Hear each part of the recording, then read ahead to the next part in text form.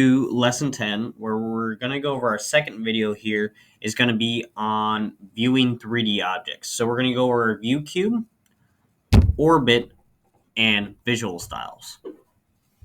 So first off here, we're going to start on our view cube, which we've seen this entire time we've been working in AutoCAD has been in this top right corner of our workspace. Now what we can really do is mess around with it. We've been working off a top view to do all of our orthographic views, which we will continue to do. But now we can come over here and start choosing different angles to look at things. Now, an interesting part of this is that we have these four corners. 1, 2, 3, and 4. These four corners are what we call isometric views. These give us basically a 45 degree angle look at the object, which is meant to give us a view of the most characteristics of the object. So, as we're coming over here and looking at our layouts that we will create, you can see that we have a viewport with an isometric view on it of the 3D object, and then we also have a viewport of the top view of our object. So this is super important, knowing that we have a orthographic view over here and an isometric view over here. So there's two different ways to really viewing these objects, and we're going to have both in all of our drawings coming up for this section. And honestly, just play around with this view cube and get to learn it. There's all kinds of stuff you can do. You can go all the way around your view cube, just clicking through it, and you'll see the UCS here also move with you. So, but typically when I'm drawing, I like to stay over here in this corner, this isometric view. It's simplest for me to understand, but that's all up to your personal preference. Now we can also do something that's called orbit. So let's say I want to see a very specific part on my 3D object here in solid object 1. I'm going to come over here to the navigation bar and click orbit, or I can type in orb and tap enter.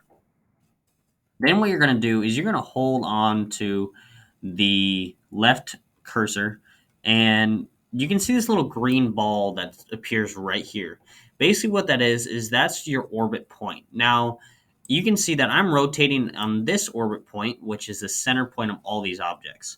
That's where it orbits around. So let me zoom in on our piece here, and now it's going to orbit around that center piece right there. So I can orbit around just by moving my mouse around. Just like that. And I can see the bottom of that object. I can see it as is. And then if you want a certain spot, let's say I want right here. I just let go of it. I don't touch it, and I can hit escape. And now I am locked into that view. If I want to get out of that view again, I can orbit once more. Or I can zoom out, and I can orbit all of the stuff that I have in here. Just remember, it orbits around the geometric center of the objects that are in your workspace within your view. So if I want to orbit just around this one, I got to zoom in using my scroll wheel and go from there. That is our orbit command.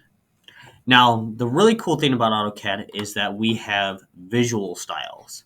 Visual styles are the way we can view our objects. So I'm actually going to zoom into our object here so you guys can see the differences.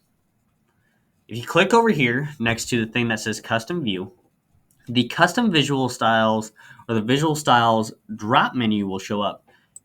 We've been working 2D wireframe. Now, 2D wireframe I like to use when I'm 3D modeling because I can still understand the object in this visual style, but it allows me to click on things where I want to click them. This is conceptual. This is hidden. Kind of blurs out everything that's behind it. This is realistic. This is shaded. They're pretty darn close to the same. This is shaded with edges, so it makes your edges show up a little bit better. This is shades of gray. Shades of gray is the one that we will be using for turning in all of our documents. This tends to be the most beneficial one when we print out our documents and send our documents as PDFs. So we will be using shades of gray for anything that we're turning in a 3D view. This is sketchy. It kind of does fun little things down here in the ends where it's little sketch marks. So that's a pretty fun one. Wireframe. It's a little bit different from 2D wireframe in the sense that it will pull up a few different more things. The X-ray is pretty cool because you can see through it. Um, and you can also go to your Visual Styles Manager and add a few more in there. But honestly, these default visual styles are all you're going to need. Conceptual is pretty cool. So it's just your personal preference on what you like to build on. But honestly, 2D wireframe is going to be what you're still going to work in for your orthographic view. That's really important because that allows you to have all the views you need to be able to do your orthographic view. But when it comes to 3D modeling, it's all personal preference, completely up to you. Personally, I still like to do it in 2D wireframe and then just change my visual style when I'm done to check things, but that's completely up to you. So you can change things around. That's personal preference.